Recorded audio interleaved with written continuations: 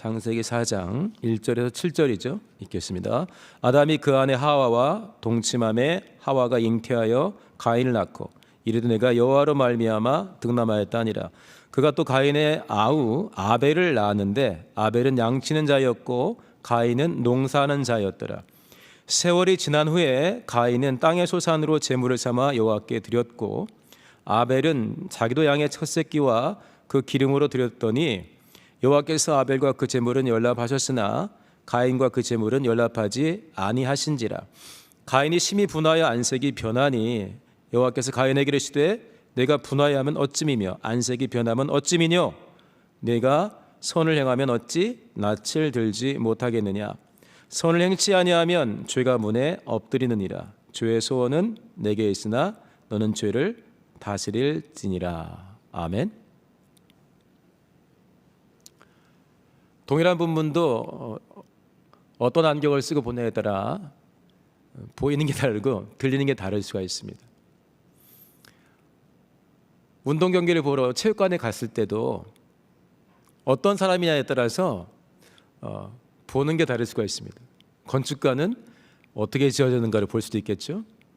물론 경기도 보겠지만 의상 디자이너는 양팀 선수들의 옷을 또 볼 수가 있습니다. 컬러가 어떤지, 글자가 얼마나 정확하게 새겨져 있고 예쁜지. 또 어떤 애들은 그런 거 상관없이 간식에만 신경 쓰는 애들도 있을 것입니다. 대부분의 사람들은 자기 팀 선수들에 집중하겠죠. 또 몇몇 청소년들은 자기 팀이 잘하고 못하고 상관없이, 상대 팀이 어떤 거 상관없이 자기가 좋아하는 선수만 끝까지 쳐다보는 아이들도 있어요. 저도 축구 경기장에 간 적이 있었는데 쌍안경을 가지고 왔습니다. 그래서 모든 선수를 다 쳐다보지 않죠. 제가 딱 찍어놓은 포지션, 제가 이 팀에서는 저 선수가 이 경기 동안에 어떻게 뛰는가를 좀 봐야지 하면서 찍어놓고 계속 본 포지션이 있어요. 최종 공격수 한 사람하고 골키퍼. 그동안에 제가 우리 목사님들이나 전사님들 가끔 시간 있을 때 공치할 때 골키퍼를 했었거든요. 그래서 골키퍼가 뭐 어떻게 하나, 이렇게 공이 없을 때는 어떻게 하나, 다가올 때는 뭐 하나, 쌍안경을 보는 거죠. 보는 게 각각 다르지 않습니까?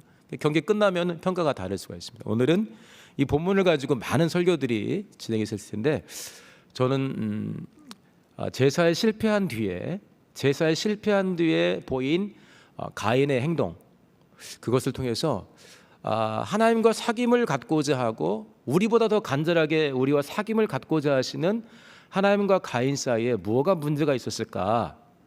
그러면 이게 오래된 이야기인데 하나님이 자신 있게 성경에 넣어 주셨는데 우리는 오늘 특별히 이제 개혁 공동체에서는 하나님과 사귐이 있는 달에서 뭘 봐야 될까를 좀 보고자 합니다. 그러니까 생각하는 각도가 약간 다를 수가 있겠지만 한번 그렇게 보시면 되겠습니다.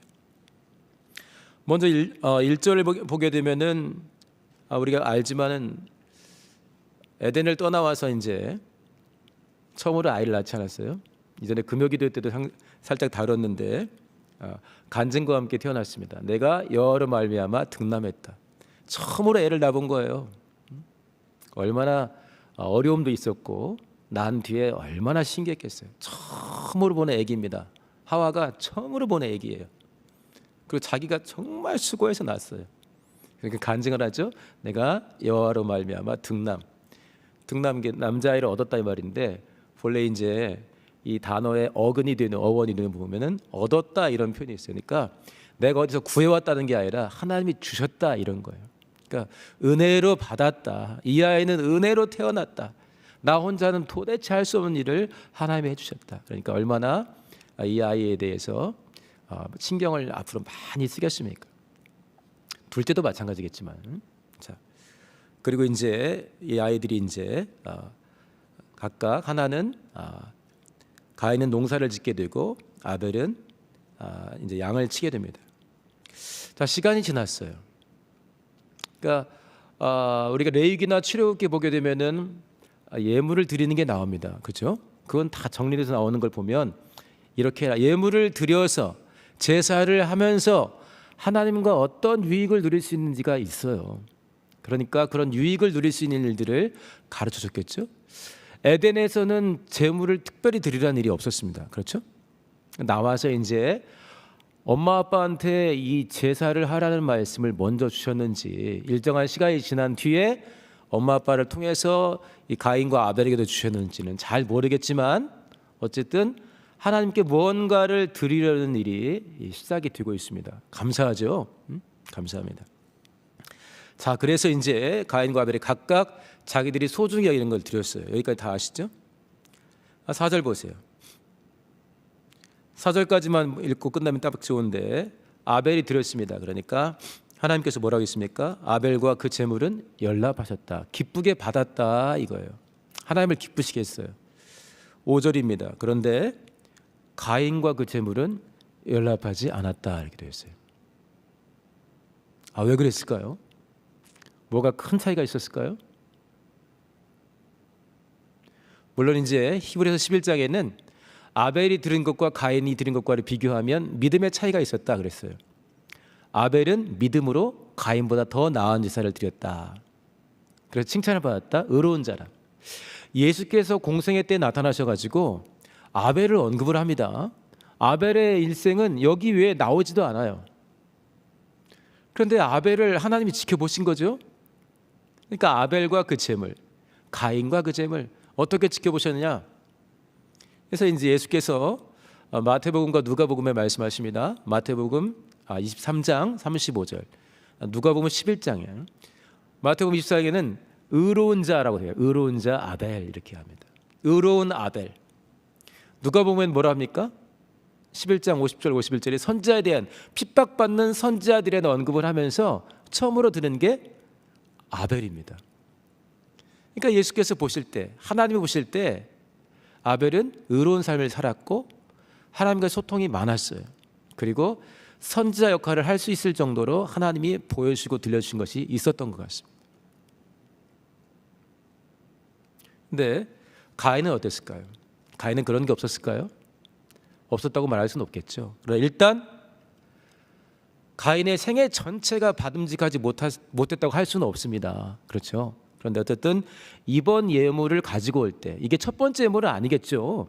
그런데 어쨌든 이번에 예물을 가지고 왔을 때는 그들이 아는 방법으로, 예를 들어서 우리 구약 성경에 보게 되면은 예물을 드렸을 때 하늘에서 불이 내려와서 사르기도 하지 않습니까? 다양한 방법으로 어쨌든 가인과 아벨에게는 내 예물을 받으셨다, 안 받으셨다, 이런 거를 알 수 있는 표적은 있었던 것 같아요. 눈에 보이는 거든 아니면 영적으로 이렇게 감각으로 느끼는 거든.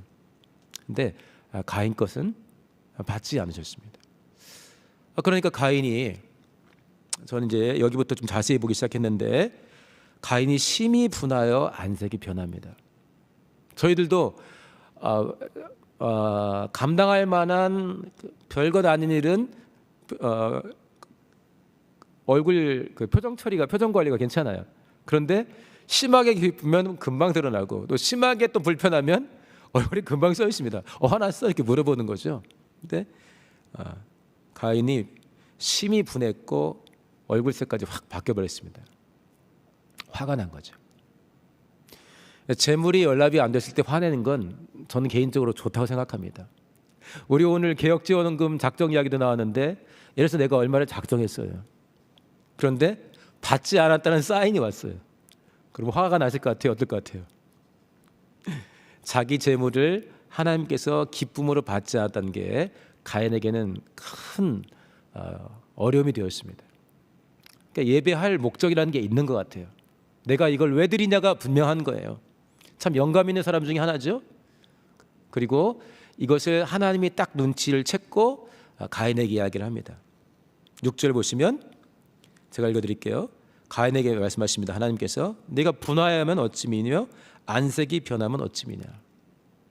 네가 선을 행했으면 어찌 낯을 들지 못하겠느냐.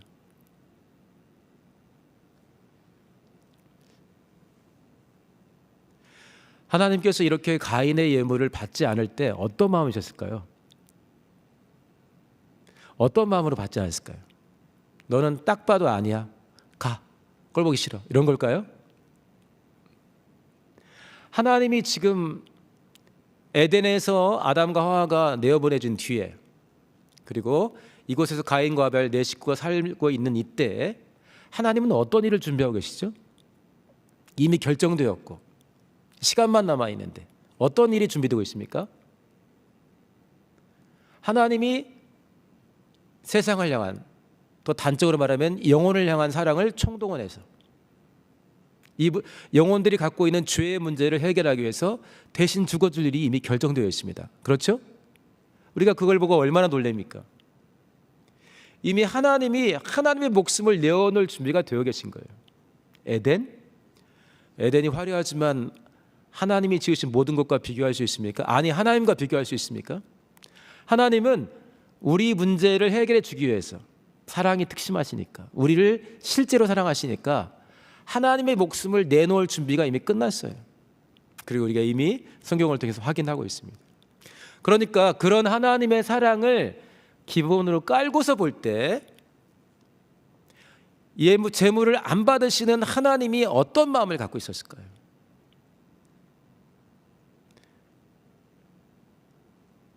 우리 마음씨 좋은 장로님 어떻게 생각하십니까? 너도 내가 이번에 제대로 너 알려줄 테니까 너랑 나랑 예물을 주고받을 때는 이렇게 하는 게 아니야. 네 동생 아벨 건 받았지? 그걸 받지 마라. 너는 더 잘할 수도 있으니까 어떻게 하면 하나님이 내가 기뻐 받는, 그래서 결과 너도 영혼에 참 큰 복이 많은, 그렇게 나랑 어떻게 사귈 수 있는지를 알려줄 테니까 이제 좀 고쳐보자, 그런 마음 아니겠어요? 하나님이 가인이 망하기를 원하셨을까요? 나중에 본문 뒤에 보시게 되면 가인이 살인을 저지른 다음에 도망가지 않습니까? 얼마나 두려워해요. 그러니까 하나님이 안전장치를 해주지 않습니까? 누구를 만나더라도 너를 죽일 수 없다.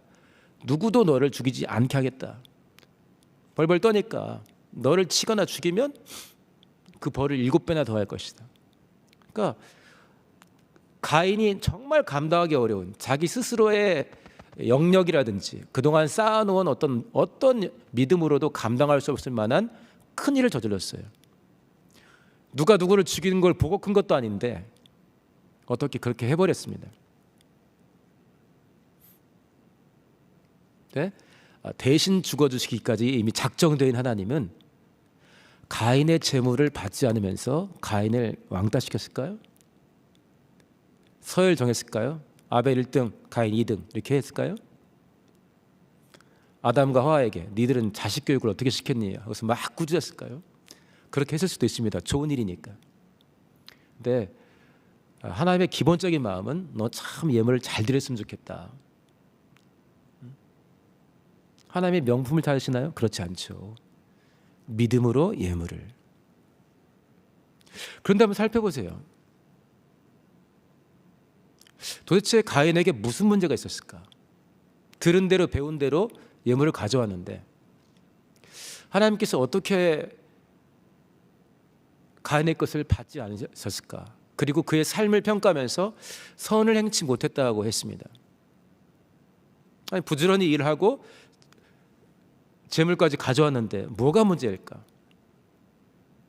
히브리서 11장 4절에 아벨에 대한 칭찬이 나오고 6절 가게 되면은 믿음이 없이는 하나님을 기쁘시게 못한다 되어 있습니다. 그러면서 믿음의 핵심적인 내용이 뭐냐면 두 가지를 했어요. 첫째, 하나님께 나갈 때는 반드시 그가 계신 것과 살아계시다고 분명히 인정해야 된다 이거죠. 가인과 아벨은 인정했습니까? 안 했습니까? 했습니다. 뒤에 보세요. 가인이 하나님과 다투는 거 계속 언쟁이 왔다 갔다 하잖아요. 다투고 이야기를 합니다. 가인에게 하나님은 살아계신 분입니다. 두 번째, 그가 자기를 찾는 자들에게 상 주시는 이심을 믿어야 한다. 자기를 찾는 게 뭘까요? 하나님이 살아계심을 인정하고 나가고 있어요. 그런데 두 번째, 자기를 찾는 자들에게 상 주신다. 하나님을 찾는 게 뭘까요?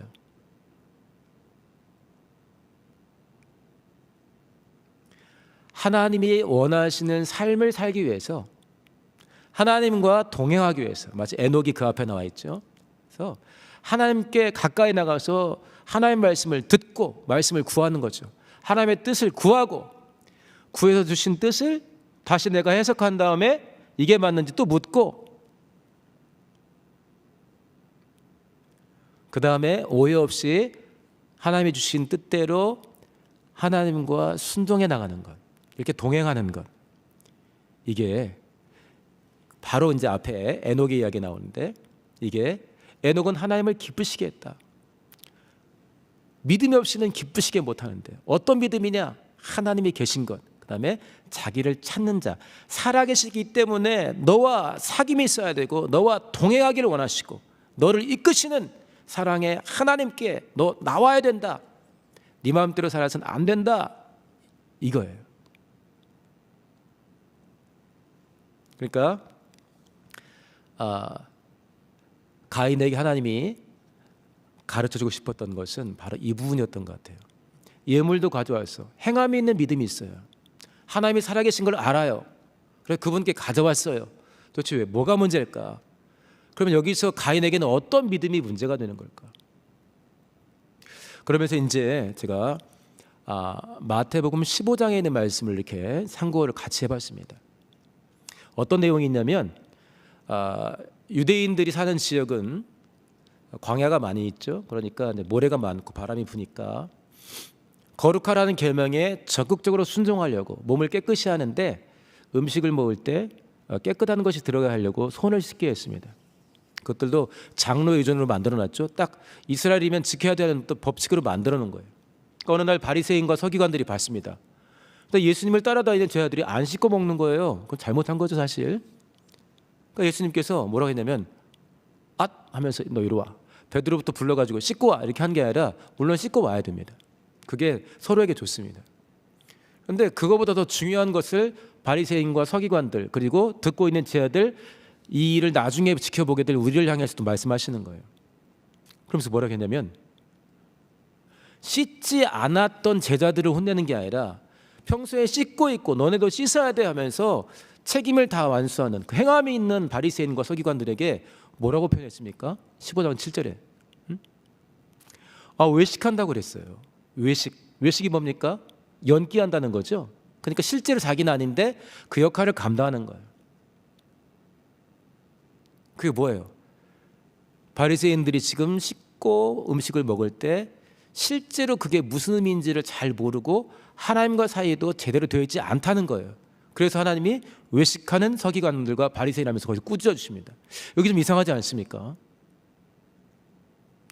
행함이 거룩하라는 말씀에 순종해서 행하고 있는데, 행하지 않는 사람들까지도 도와서 모른 척하는 게 아니라 행하라고 가르쳐 주는데, 왜 하나님은 다른 사람이 했으면 모르는데 하나님이 직접 보시면서 외식한다고 했을까요?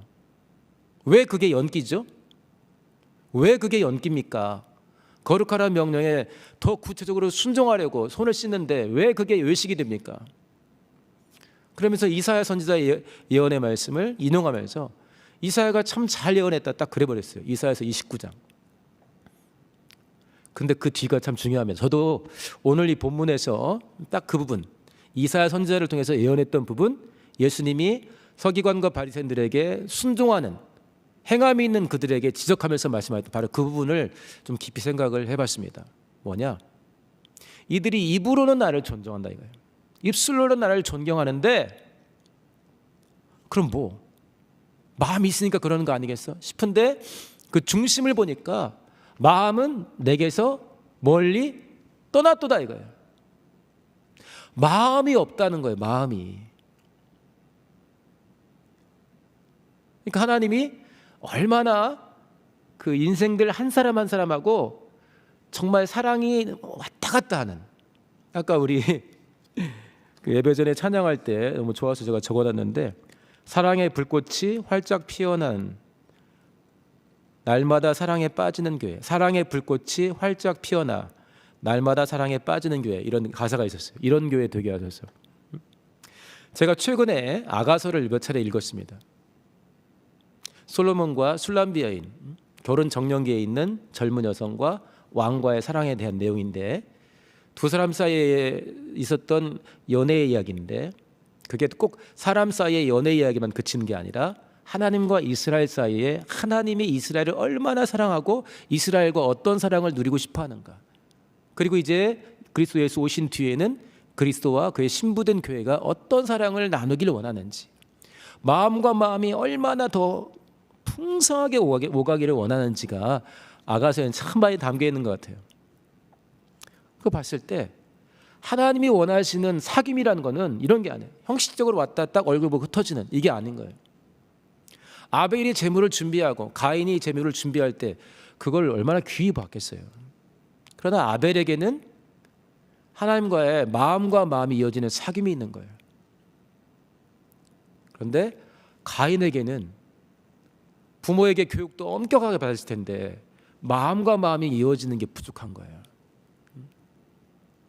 저는 이제 가인을 생각하면서 좀 주의를 해야 되는데, 저희가 이제 목사든 뭐 전도사님이든 사역 대부분의 사람들이 말씀을 준비할 때 그냥 읽어주고 끝나지 않지 않습니까? 이 말씀에 어떤 의미가 있을까? 이때 가인은 무슨 생각을 했을까? 이런 것들을 기도하면서 생각하고 또 찾아보지 않습니까? 사적인 감정이 들어갈 수 있으니까 주의해서 들으시되, 창세기 3장 23절에 보게 되면은 하나님께서 에덴의 아담과 하와를 더 이상 둘 수 없다는 결단을 내리시고 내보냅니다. 이유가 뭡니까? 미워서? 아니에요. 자세히 보니까 아껴서예요. 뭐가 아깝지? 뭐가 아끼는 거지 했는데, 선악을 알게 한 나무 실과를 먹어버리고 죄인 되었지 않습니까? 근데 그 동산에는 또 무슨 나무가 있어요? 생명나무가 있는 거예요. 하나님이 뭐라고 말씀하셨습니까? 이것까지 먹고 영생할까 한다. 영생이 목표인데 먹으면 되지.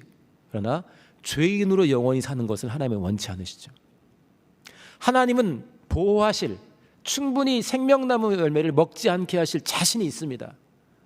그러나 가인, 아담과 하와가 얼마나 연약한지를 알기 때문에 더 확실하게 이들을 보호하려면 내보내는 게 나은 거예요.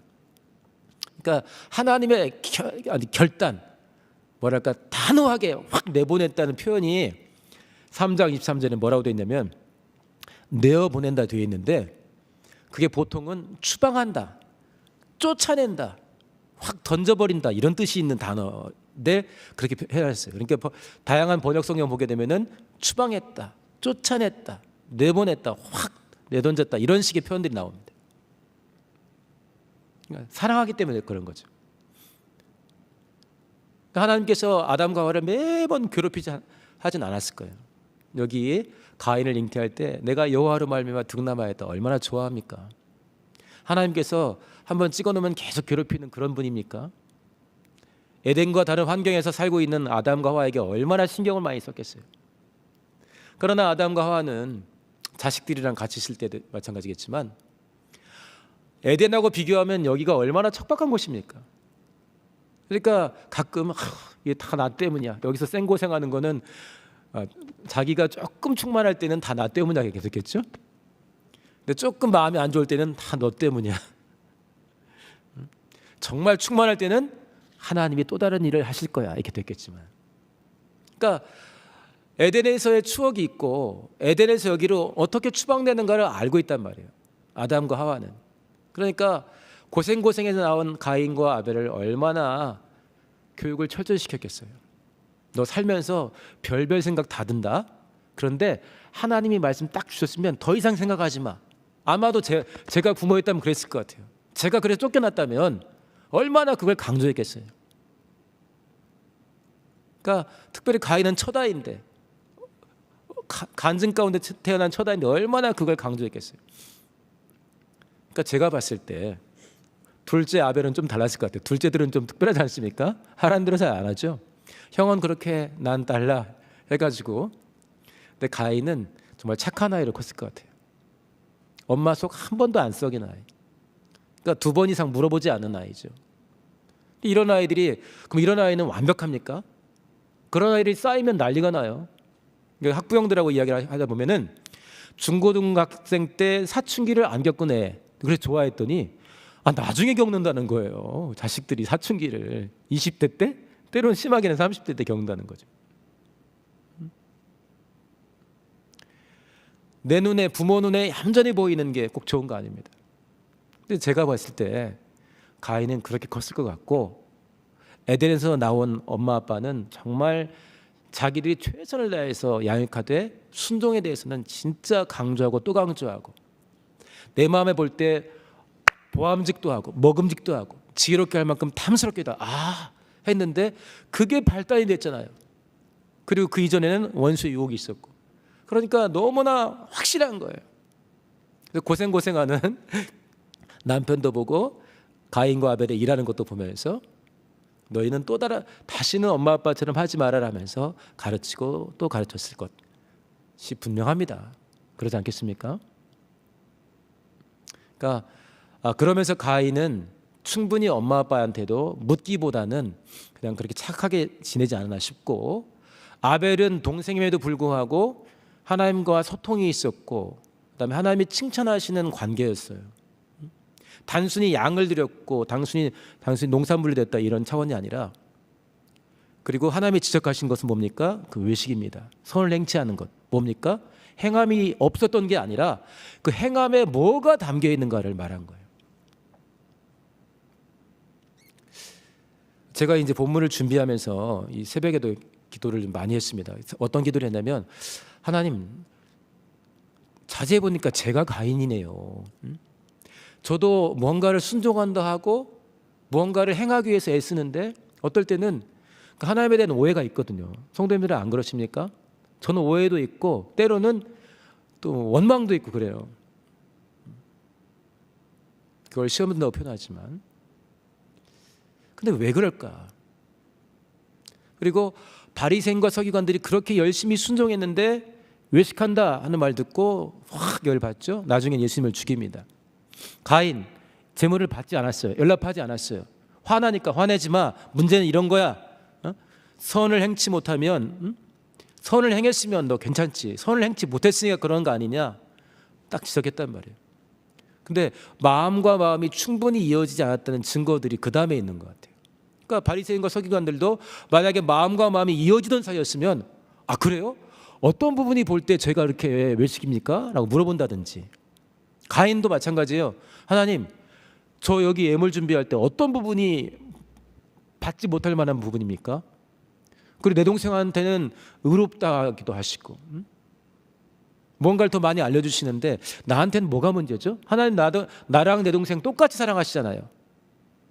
저희 어머니 아버지 사랑하시는 것, 나 동생 똑같이 정말 귀하게 사랑하시잖아요. 그게 되어 있었으면 편하게 물어봤겠죠. 저희들도 동료들끼리 이야기할 때 있으면 가끔 교역자들도 친한 사이끼리는 막 조금 거친 말도 막 해요. 그런데 친하지 않은 사람한테 그런 말 하면은 금방 시험 들거나 상처받았다 할 말인데, 둘은 아무 문제 없어요. 왜? 평소에 마음과 마음이 이어져서 서로를 알아요. 그러니까 그 정도 말을 해도 되는 사이. 더 조심해야겠지만. 그러니까 바리새인과 서기관들이 거칠게 반응합니다. 나중엔 죽이고 싶어 했어요. 가인이 거칠게 반응합니다. 아니, 이렇게 순종하는 영혼이 하나님이 자기의 잘못된 부분을 지적해 주시면 얼마나 좋아요. 이게 자기 영혼이 행복해지는 통로인데, 근데 팍 이게 열받아 버렸어요. 그래서 제가 생각했던 부분은, 바리새인과 서기관들의 마음이 하나님께로부터 멀리 떠났다고 했는데 마음과 마음이 이어지지 않고 있구나. 가인도 뭔가 부모에게 배우고 뭔가 열심을 내서 살고 있고 순종해서 예물도 드리는데 하나님과 마음이 안 이어져 있구나. 다시 말하면 하나님의 진심, 그 뜨거운 사랑에 대해서 잘 알지도 못하고 오해가 심하구나. 제가 그랬어요. 하나님, 딴 사람 모르고 딴 사람은 모르겠고 제가 바로 하나님의 그 진정한 사랑을 오해하고 있는 가인입니다. 제가 그렇게 기도를 했습니다. 우리 성도님들은 하나님과의 관계가 어떠십니까?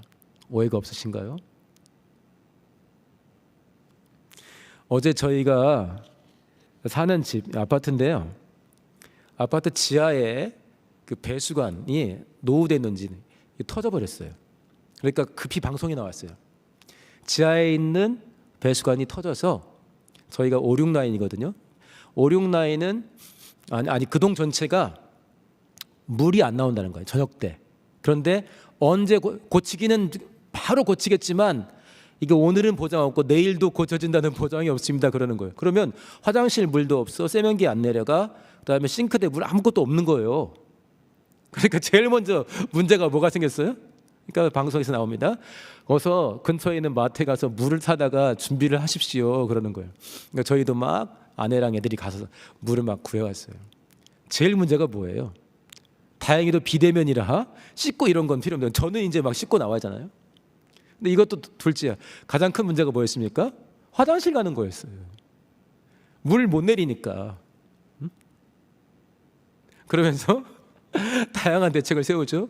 어떻게 소변은 어떻게 처리하고, 아니 중간에 대변 마르면 어떻게 하지? 근데 아파트 외부에 놀이터에 화장실이 있는데 그것도 안 된대. 오늘 내일은. 그러니까 이 추운 날 한밤중에 만약에 화장실에 가고 싶으면 어떻게 하냐 이거죠. 그러니까 막 비상으로 통도 만들고 화장실 가고 싶으면 미리 근처에 있는 마트에 가서 일을 치르고 막 한단 말이죠.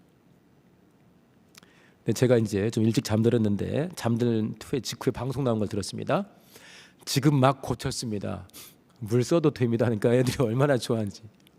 제가 오늘 새벽에 약간 속이 안 좋아가지고 화장실에 갔는데 진짜 감사하면서 오늘따라 새벽에 화장실을 한 3번 갔어요. 그렇게 생각하기에 2시쯤에 갔는데 이 2시쯤에 내가 외부 화장실을 찾아서 헤맸다면 무슨 꼴이냐 이 추운데. 일단 감사하면서 한편은 이 배설물에 대해 생각을 한 거예요. 배설물을 내보내는데 아무 미안한 게 없어요. 조금도 아깝지가 않아요. 제가 배설물 이야기를 왜 합니까? 하나님이 우리를 사랑하사 우리를 위해 예비하고 준비하신 것과 내 생각이 달랐을 때 사도 바울을 통해서 뭘 말씀했습니까? 사도 바울이 빌립보서 3장 8절에 그리스도 예수를 아는 게 정말 고상하다. 예수님이 어떤 분인가? 그가 어떤 일을 하셨는가? 그가 나에게 오늘 주시는 은혜는 어떤 것이고 나와 함께 하고자 하는 일은 무엇인가? 이거를 아는 것에 비유한다면 내게 있는 내 인생 가운데는 모든 장점들을 총동원해도 잃어버린 것과 마찬가지고 배설물로 여긴다 한 거예요. 하나 아깝지 않다는 거예요. 이 배설물에 대한 걱정을 하면서 좀 아까 좀 미안한 것 같았어요. 배설물이 뭡니까? 우리 몸속에서 음식으로 들어갔다가 입으로 소중히 들어갔다가 액체를 끝까지 액체에 담겨 있는 영양소를 끝까지 최후까지 보낸 다음에 나오는 거. 그 다음에 다른 것도 영양소를 충분히 보낸 다음에 또 뒤로 나오는 거. 그러니까 수고할 만큼 다 하고서 나오는 건데 한 번도 우리가 소변 보러 가서 대변 보러 가서 고맙다고는 안 하죠. 미안하다고 합니까? 근데 어제 우리가 조금도 고마운 마음 없고 그다음에 조금도 아쉬움 없이 이걸 어떻게 처리하냐 하면서 논의를 했어요. 하나님의 사랑을 안다면 하나님의 계획과 다른 내게 닥친 일, 저도 그렇고 우리 기도하신 안수 집사님도 그렇고 반주자분도 그렇고 우리 성도님들도 내가 원했던 것, 기도했던 것과 하나님을 통해서 일어나는 일들이 다를 때 있지 않습니까? 어떤 게 더 좋은 거죠? 하나님이 하신 일이 좋은 겁니다. 그런데 하나님과 마음이 이어지지 않으면 오해할 수밖에 없습니다. 원망할 수밖에 없습니다. 내 마음대로 안 될 때, 더구나 이 가인은 마음만 잘 먹으면 정말 좋은 거 아니겠어요? 나는 예배에 실패했는데 동생은 성공했어. 그러면 얼마나 좋아? 그런데 하나님과 마음이 이어지지 않는 게 확 드러나 버려서 분노가 되니까 예배 성공한 동생이 미워지는 거예요. 더구나 하나님과 마음에 틈새가 있으니까 하나님 뭘 지적했습니까? 너 그런 식으로 하면은 죄가 네 문에 엎드린다. 베드로전서 5장 7절에 마귀가 우는 사자같이 두루다니며 삼킬자를 찾는 것처럼 너 나랑 마음이 떨어지면 죄가 문 앞에 엎드린다. 죄가 너를 확 잡아버리려고 지금 계획하고 있는데 너는 그걸 다스려야 된다. 그러면 하나님과의 관계가 마음과 마음이 이어졌으면 이걸 가지고 물어봐야 돼요. 하나님 어떻게 하라는 거죠? 그리고 솔직히 저 지금 기분이 굉장히 안 좋다. 근데 하나님 풀어주지 않겠어요? 야, 아벨 것 받았는데 네 건 안 받고 싶겠니? 다음엔 네 것도 얼마나 내가 받고 싶겠냐? 응? 너 가서 내가 알려준 대로 회개하고 밤에 다시 가져와봐. 그러면 그 밤에 또 받을 수도 있는 거예요. 그러니까 하나님에 대한 오해가 있으니까 마음과 마음이 이어지지 않으니까 자신과 다른 한 가지 일이 심각한 일을 벌이게 되고 이 심각한 일, 분노한 것 자체가 나쁜 건 아닙니다. 그러나 내 안에 떠오른 여러 가지 일들, 내 인생에 닥친 일들을 가지고 나 대신 죽을 각오하고 계신, 이미 죽어주신 하나님께 가지고 나가서 하나님의 사랑을 의심하지 않으면서 하나님의 사랑을 신뢰하면서 하나님의 말씀을 들어야죠. 그리고 물어야죠. 그 다음에 마음과 마음이 이어지는 사이에서 주고받은 일들이 결정이 되면 순종할 때, 그때 사귀는 게 아니겠어요? 더 풍성하게. 언제 사귀는 것이, 사귐의 어떤 내용들이 더 진정성이 있고 이게 아름다워집니까? 사귀는 두 사람이 어려움을 극복할 때입니다. 제가 아가서를 아까 잠깐 이야기했는데, 아가서 길지 않은 내용이지만 중간에 신혼부부가 약간 문제가 생기는 게 나와요. 그 다음에 그걸 또 겪어나고 이겨내죠. 언제 하나님과의 사귐이 온전해집니까? 그냥 내가 해달라는 데 다 해줄 때, 내 생각과 다를 때, 그때 하나님을 신뢰하면서 의심하지 않고 가까이 나가서 하나님께 묻고, 아 그렇군요. 로마서 5장 8절에 우리가 죄인 되었을 때 그리스도께서 우리를 위해 죽으심으로 하나님께서 우리에게 된 자기의 사랑을 확증했다. 가인에게 이렇게 꾸짖어 줄 때, 바리새인과 서기관들에게 외식한다고 꾸짖어 주실 때, 하나님은 자신이 대신 죽어주기로 작정한 상태였어요. 상처받을 일이 없는 거예요.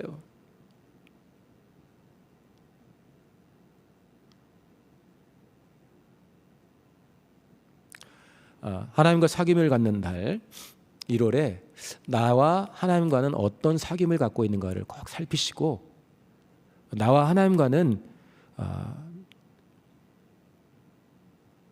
로마서 8장 39절에 그 어떤 피조물도, 피조세계에서 벌어지는 어떤 일도 그리스도 예수 안에 있는 하나님의 사랑, 예수께서 그 안에 갖고 계신 나를 향한 사랑에서 나를 끊을 수 없다. 나와 하나님과 관계를 끊을 수 없다는 거예요. 이걸 기본으로 깔고 들어야 됩니다. 이걸 기본으로 깔고 물어봐야 돼요. 퉁명스럽게 묻더라도 이걸 기본으로 깔고 다시 묻고 또 듣고, 그다음에는 완전히 납득이 안 될지라도 마음에 오해 없이 움직여야 되겠죠. 제가 이 내용 가지고 고민하고 있는데 이제 메시지는 거의 마쳤습니다. 성도님 한 분이 시를 참 잘 쓰셨어요. 그러니까 뭐라고 보냈냐면, 하나님의 사랑을 오해했던 작은 성도, 이렇게 해가지고 하나님의 사랑을 오해했던 작은 성도. 딱 제가 이 본문에서 가인을 생각한다든지 바리새인과 서기관들이 예수님의 꾸짖음을 감당 못하는 부분을 생각했을 때 딱 이게 왔는데, 한번 보내준 시입니다. 제가 꽃 한 송이와 숲 이렇게 돼 있어요. 앉아 계신 분들한테는 좀 작게 보이나요? 제가 읽어드릴게요. 하나님의 사랑을 오해했던 작은 성도, 그저 꽃 한 송이를 구한 나에게 그런 나를 위해 꽃 한 송이가 아닌 거대한 숲을 가꾸고 계신 주님이 내 눈에 보일 리 없다. 숲, 수많은 종류의 꽃과 풀들, 나무들, 그리고 시내가 흐르는 숲, 새들, 곤충들, 땅속 벌레들까지 부족함 없이 공존할 수 있는 숲, 산소를 만들어 뿜어내고 쉴만한 그늘, 사색과 회복의 기회를 주는 시공간들이 넉넉한 숲, 숲을 가꾸시는 사랑의 수고에 열중하고 계신 하나님이 그저 꽃 한 송이를 구한 우리들 눈에는 나와의 단절, 나의 소망에 대한 거절과 외면으로 보이는 것일 뿐. 단절감, 그것은 하나님의 외면의 증거가 아니었다. 내 눈에도 부족함 투성이인 나와 우리를 향한 냉정한 거절과 무시가 아니었다. 상상을 초월하는 수준의 크고 놀라운 응답을 이루어가고 계신 과정에 대한 나의 무지함이 부끄럽다. 내가 요구한 수준을 훨씬 넘어서는 열심을 내고 계셨기에, 요청한 꽃 한 송이를 가져오는 모습이 보이지 않았기에, 내가 기대했던 시공간에서 내가 생각했던 대로 일하시지 않았기에, 하나님의 수준과 너무 떨어지는 내 수준에서는 하나님과 내가 단절된 것으로 보였던 것이다. 많은 경우 우리가 절망하는 단절은 나는 너 같은 애들 모른다는 심판과 외면이 아니고 꽃 한 송이 알았어 오케이 하시면서 사랑과 기쁨의 큰 열심으로 숲을 준비하시는 하나님의 최선에 대한 오해이다. 꽃 한 송이 알았어 오케이. 좀 시가 괜찮은가요? 그러니까 이분이 그렇게 표현을 했어요. 자기는 꽃 한 송이를 구했는데 하나님은 숲을 갖고 계시다는 거예요. 나는 그냥 내가 원한 저 꽃 한 송이, 장미든 뭐든 그걸 가져와야 응답인데 하나님은 사랑하기 때문에 숲을 가꾸고 있는 거예요. 지금 숲을. 그런 꽃 하나 정도가 아니라 수많은 꽃이 있고 시내가 있고 새들이 있고 벌레가 있고 수목이 있고 과일이 있고 이 꽃 한 송이를 구한 이 사랑하는 영혼이 언제든 와서 쉴 수 있고 자기만 오는 게 아니라 친구들 다 데려와도 넉넉한 곳. 피톤치도 유명하죠. 그렇게 살림욕도 할 수 있는 숲을 가꾸고 있다는 거예요. 근데 자기가 원하는 꽃 안 줬다고, 하나님께서 나와 단절돼 있다고, 나한테 나를 외면하고 있다고. 가인이 이렇게 큰 불만을 나타낼 때 하나님은 이미 아들을 내어주실 작정이 끝난 상태입니다. 바리새인과 서기관들이 외식한다는 말을 참아내지 못하고 있을 때, 순종하면서도 참아내지 못할 때 자기의 가장 약점이 뭔가를 정확히 지적해 줬는데 하나님을 오해하니까 그 하나님을 죽여버리지 않습니까? 하나님과 사귐이 있는 달 우리 성도님들, 나는 1월 달에 이거 했어 저거 했어, 성경을 얼만큼 읽었어, 나는 이 추워도 기도를 얼마씩 했어, 잘하시는 거예요. 정말 잘하시는 거예요. 그런데 하나님과 마음이 어떻게 이어져 있는지, 두 연인이 있는 사람이 있는데 사귄다 해놓고 둘이 쉥 지나간다 생각해 보세요. 이상하죠? 하나님과 마음을 나누고 계십니까? 가장 큰 계명을 가르쳐주면서 마음을 다해라 그랬어요. 결국 뭐냐면 막 열심히 내라가 아니라 너 나한테 그 마음 다 줘 이거예요. 왜냐? 나는 너한테 다 주니까. 너네 애인끼리 사귈 때 얼마나 마음 쓰냐? 나한테 그렇게 좀 해봐 이거예요. 마음을 다하고 성품을 다하고 뜻을 다해. 이게 뭡니까? 나 실제로 살아있으니까 너네들끼리 하는 것처럼, 사람끼리 하는 것처럼 나한테도 인격적으로 해. 이거 아니겠어요?